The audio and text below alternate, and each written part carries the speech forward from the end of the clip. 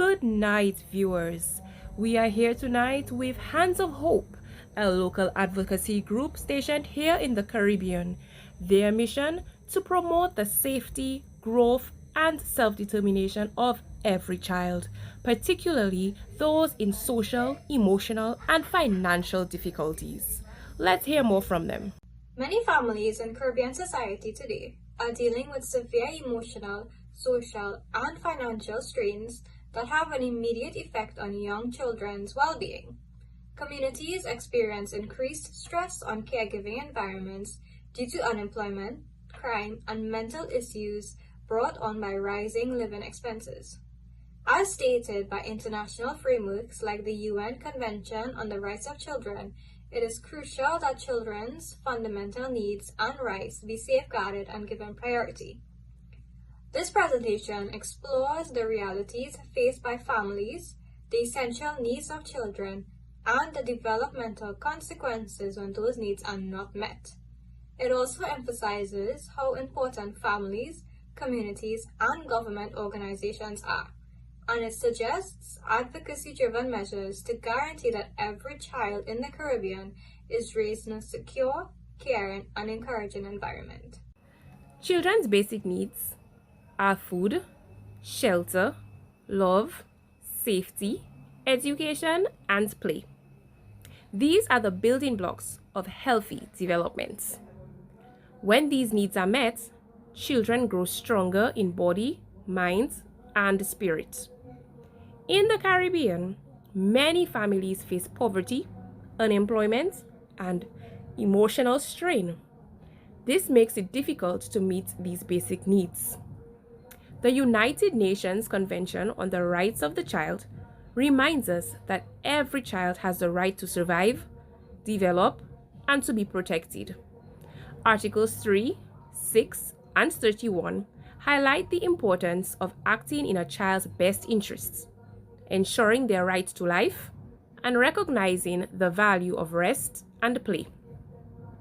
Psychological theories further deepen this understanding. Abraham Maslow, for example, teaches that children must have their basic needs met before they can learn or grow. Erik Erikson reminds us that trust begins with consistent care and love. And Bronfenbrenner shows how families, schools, and communities all shape a child's world. In the end, true advocacy means more than helping children to survive. It means helping them to flourish. Here at Hands of Hope, we believe that every child deserves safety, care, learning, and enjoyment. Good day, everyone. I am Luan Murray, and I'll be looking at advocacy, group values, and mission. We fight for the right of every child, regardless of their family's financial situation, social standing, or mental state, to have access to a safe and supported environment where they can learn, develop, and succeed. This is according to Nurturing Care 2018. The way we interact with children, families, and communities is defined by our fundamental principles, which in turn drive our partnership and the choices we make as an organization. We are steadfast in our dedication to equality, respect, and compassion, and these principles serve as a reminder that we can only make a difference as a community when we all pull together and take charge. We want to make a lasting effect and guarantee that every child's voice is heard, safeguarded, and respected by embracing their values in everything what we do. I will now listen and explain our core values. First, we have respect.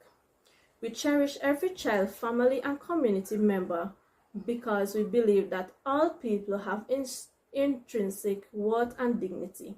Respect tells us how to treat others, listen to them in order to meet their needs. Secondly, we have empowerment. We believe in equipping families, caregivers, and communities with the knowledge, tools, and confidence to advocate for children's rights and create nurturing environments. Thirdly, we have equality.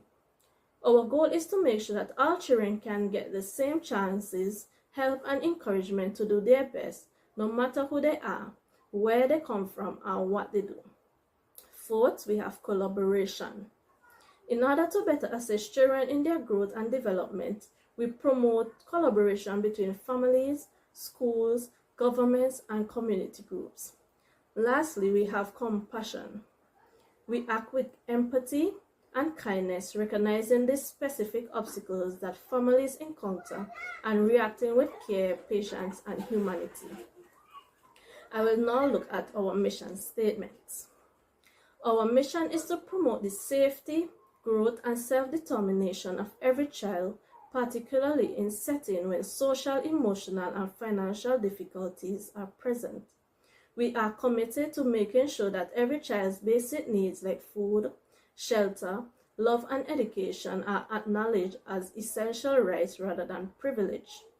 Our mission is to provide support structures that uplift families, advance equality, and provide every child with the chance of flourish via cooperation, empathy, and community involvement. We work to create a society where children are respected, appreciated, and given the groundwork for a better, more just future by providing voice to those who are most in need. Firstly, let's look at the main pressures families face. Growing economic, social, and emotional pressures on Caribbean families directly affect their capacity to provide for the basic requirements of their children. Over 37% of Caribbean households depend on informal jobs with no job security, limiting their ability to plan for children's needs. In terms of money, a lot of parents experience underemployment and unemployment, particularly in industries like seasonal agriculture, tourism, and informal trade. For instance, due to the labor market volatility following the COVID-19 pandemic, Jamaica's unemployment rate in October 2021 was approximately 7.1%. Because people frequently work at several low-paying jobs with no security or benefits, underemployment and job difficulty increase risk. In addition to this, poverty and inequality continue to be problems. According to UNICEF, almost 1/3 of children in the Eastern Caribbean are impoverished, with many experiencing multifaceted poverty, which includes hardships and inadequate access to safe housing, healthcare, and education. Thank you, Shannon. Good day, everybody. My name is Sarah Lakinsing, and continuing our discussion, I will be looking at the social and emotional pressures that affect Caribbean families. Social pressures refers to the external conditions within the family's environment that affect how they are able to live, parent, and support their child. Many Caribbean families face instabilities within their community and have limited social support. Parents often raise their children in environments where safety, resources, and guidance are not always guaranteed. And in addition to this, many Caribbean households are led by single mothers who must balance long working hours with raising their child, often without reliable help. And according to the Caribbean Development Bank, these families are amongst the most vulnerable to financial and emotional strain, which can affect their parenting and the child's overall well-being. Emotional pressures refer to the internal stress experienced by families. Financial strain, exhaustion, and worry can take a serious toll on caregivers. UNICEF reports rising anxiety and burnout among parents, and many youths across the region say they feel overwhelmed and in need of mental health support. So you see, when families are under this type of pressure, children's basic need for love, safety, and stability are at risk, which is why advocacy and community support are so important. Thank you for your attention. I will now hand you over to my colleague. Hi, I'm Alicia Gomes, and I'll be doing Impact on Child Development. The first one, Impact on Growth. Children with weaker immune system often suffer from illnesses due to stress and poor nutrition. It affects physical growth, motor skills development, and endurance. Chronic health conditions like obesity, diabetes, and cardiovascular diseases are more likely to occur due to long-term stress during the early development stage of a child. Sleep disturbances caused by stress can also negatively impact physical and cognitive growth, as they interfere with the growth hormone secretion and affect attention, emotion, and schoolwork. Chronic sleep issues can lead to behavioral issues and low resilience. Impact on emotion. A low self-esteem and self-worth can significantly affect a child's emotional growth, leading to negative stereotypes and a lack of resilience. This can restrict emotional maturity and flexibility. Children with unmet needs often resort to withdrawal and emotional numbness as a coping strategy, resulting in isolation and limited opportunities for social learning and emotional expression. Additionally, mental health issues like anxiety, depression, and chronic sadness can also negatively impact a child's development, leading to fatigue, irritability, poor concentration, and low energy. Proper intervention and emotional support are crucial to prevent these negative effects. And lastly, impact on learning. Language and communication skills are essential for a child's learning environment, but delays can lead to gaps in reading, understanding, and reasoning. Lack of basic needs like caregiving, stimulation, and emotional security can also hinder language development. And impaired brain development caused by stress and poor nutrition can disrupt neural pathways, affecting memory, attention, and execute function. Children with impaired brain development struggle to maintain thoughts, solve problems, and adjust to new information, making school performances inconsistent and missing milestones. Finally, low academic achievement can compound learning issues, leading to a feeling of inadequacy, discouragement, and limited opportunities for enrichment. In times of economic, social, and emotional stress, it's critical that we prioritize children's basic needs, their health, emotional well being, and education. Research from the Inter-American Development Bank and the ECLAC and UNICEF 2020 shows that when these needs are not met, children's learning and development suffers greatly. Interagency collaboration, where health, education, and social services work together, plays a vital role in supporting families and promoting stability. For example, a responsive caregiver program in Grenada integrated parenting support into health visits. This program significantly improved children's neurodevelopment and emotional connections, demonstrating the power of coordinated community and government action. By combining resources and expertise across the sector, we can ensure that every child, especially in vulnerable Caribbean families, grow up healthy, supported, and ready to learn, even in challenging times. Family and community support. How parents, schools, churches, and community groups help children. Parents, one, creating stable routine and safe spaces at home. Two, seeking help when overwhelmed. Mental health support is strength, not weakness. Three, prioritizing healthy meals, sleep, and emotional connection. Four, engaging in children's learning and play, even with limited resources. Schools. One, providing free or subsidized meals and school supplies. Two, offering counseling and emotional support services. Three, training teachers in trauma informed care and inclusive practices. And four, creating safe, welcoming environments for all children. Churches, one, offer spiritual guidance and emotional comfort. Two, run food pantries, clothing drives, and parenting workshops. Three, providing mentorship and youth programs that help build resilience. And four, serve as trusted spaces for families to seek help without stigma. Community groups. One, organizing outreach programs for vulnerable families. Two, advocating for child friendly policies and services. Three, creating safe play areas and learning centers in the neighborhoods. And four, connecting families to resources like healthcare, housing, and legal aid.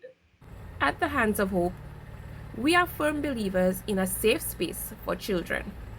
And we believe that it includes physical safety, an environment free from the threat of danger, social safety, supportive relationships without discrimination or pressures, and emotional safety, a place where all children are free to express their feelings without fear of judgments.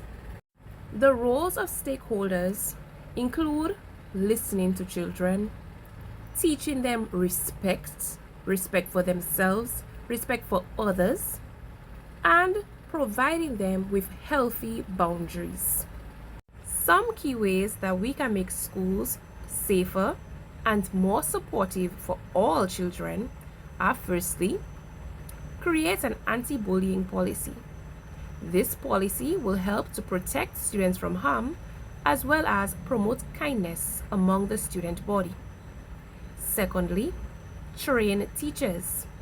By training teachers, we will help them to support students' emotional well-being, since learning happens best when children feel that they are cared for. Finally, schools should encourage inclusion and respect for diversity so that every child, despite their background, will feel valued and accepted in their school community. Children are at the heart of every society.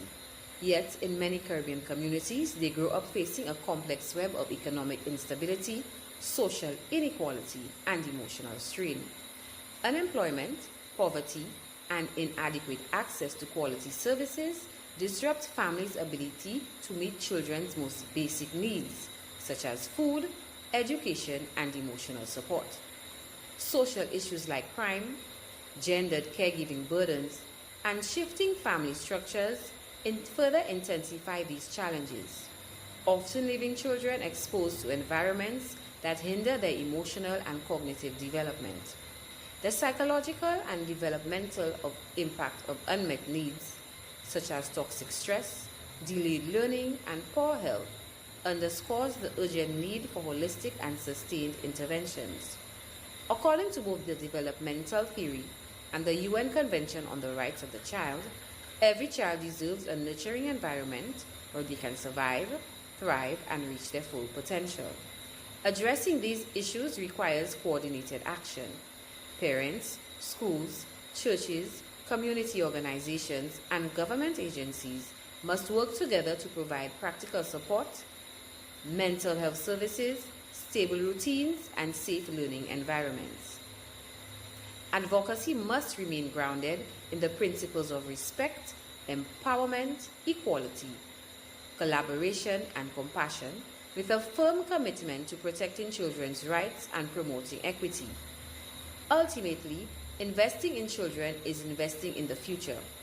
By supporting families, strengthening community safety nets, and prioritizing child development in policy and practice, we can build a more just, resilient, and compassionate Caribbean, one where every child has the opportunity not just to survive, but to flourish.